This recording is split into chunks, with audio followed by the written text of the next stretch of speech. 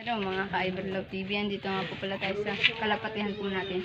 May kasama nga po pala ako, isang Lokman ko. Ang pangalan po niya, Bryce po. Bryce. tsaka ito pa po.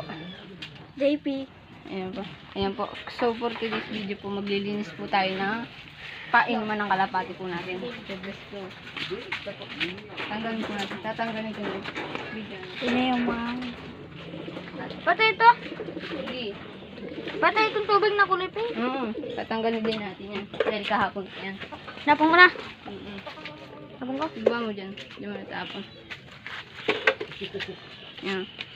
Ito pa. Yan. Tapon ko natin. Kunin mo rin yan dito. Dito. So, mga Lokman ko po sila. Yan po yung nagbibideo. Sagsalitan po sila. Tutulungan naman po ko ni JP sa paglinis po natin mamaya. So, update ko na lang po kayo mamaya.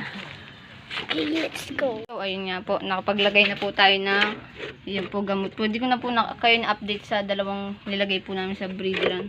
Yan po. Tara. Yan po. Yan po, ilalagay pa lang po. Yan po. Hindi po yung manok. Ito po, ayan po. Ilalagay na po namin. Ito po, supplier po ito. Ito po. Yan po. So, nga po pala, naggawa po ako ng trapdoor. Yan po. Yan po. Tsaka, nga po pala. Yan po. Nilalagay na po nila. Yan po. Ayun lang po. So, kung bago man po kayo sa akin channel, please like, comment, share, subscribe na rin para update kayo sa bagong video natin. At huwag niyong kalimutan notification bell mga ka-Iberlove TV. Bye!